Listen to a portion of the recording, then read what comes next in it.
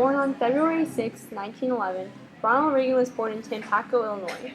He attended high school near Dixon, where he was an athlete, student body president, and performed in school plays. During summer vacations, he worked as a lifeguard. Eventually, he studied economics and sociology at Eureka College.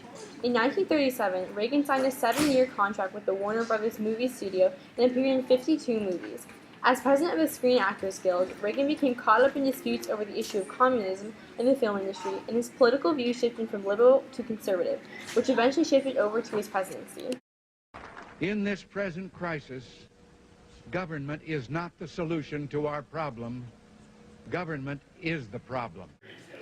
The first step Reagan took as president was to pass the Economic Recovery Tax of 1981, which reduced individual income tax rates as well as government spending.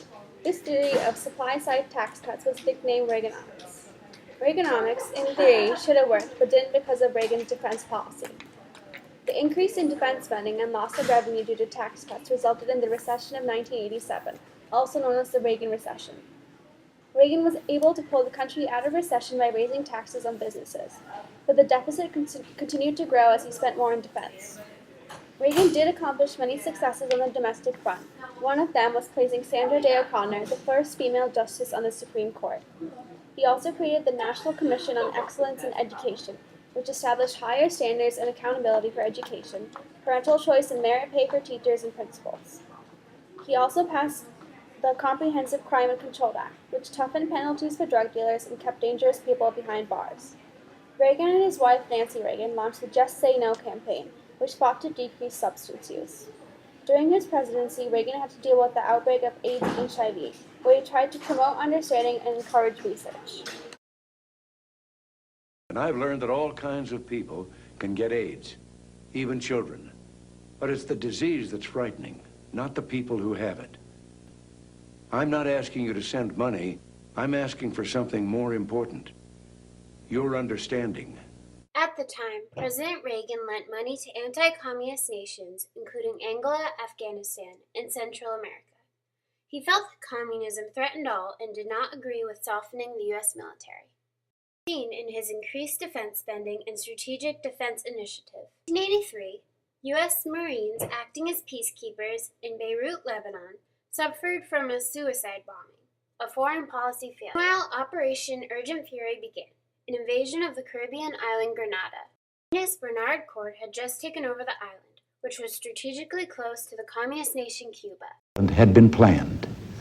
2 hours ago, we released the first photos from Grenada.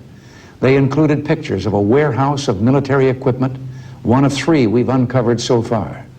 This warehouse contained weapons and ammunition stacked almost to the ceiling, enough to supply thousands of terrorists. Grenada, we were told, was a friendly island paradise for tourism. Well, it wasn't. It was a Soviet-Cuban colony being readied as a major military bastion to export terror and undermine democracy. In 1985, eastern countries Iran and Iraq were at war, and the U.S. had an embargo on arms to Iran. However, Reagan wanted the release of 7 U.S. hostages held by Iranians in Lebanon. Reagan sold arms to Iran anyway, with little success for hostages. Meanwhile, Contra rebels in Nicaragua fought the communist Sandinistas. U.S. had banned aid to the effort in the Boland Amendment. Still wanting to aid the Contras, Lieutenant Colonel Oliver North transferred the Iranian sales funds to the Nicaraguan rebels. The Iran-Contra affair violated multiple U.S. policies and broke Reagan's vow not to negotiate with terror. These proposals, I urge you to beware the temptation of pride, the temptation of blithely declaring yourselves above it all, and label both sides equally at fault, to ignore the facts of history and the aggressive impulses of an evil empire, to simply call the arms race a giant misunderstanding, and thereby remove yourself from the struggle between right and wrong and good and evil.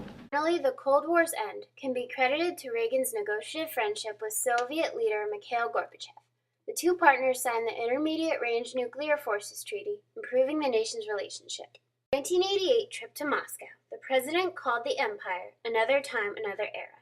He successfully challenged Gorbachev to remove the Berlin Wall. He later said, "I had an agenda. I came with a script." Reagan left office after his second term in 1989 at the age of 77. Despite having a difficult start with an assassination attempt, Reagan renewed America's faith in the government. When talking to his wife Nancy about the attempted assassination, he joked, "I forgot to duck." His sense of humor was what made America feel as though they could relate to him. He spent the rest of his life on a ranch in California and remained active well into his 90s.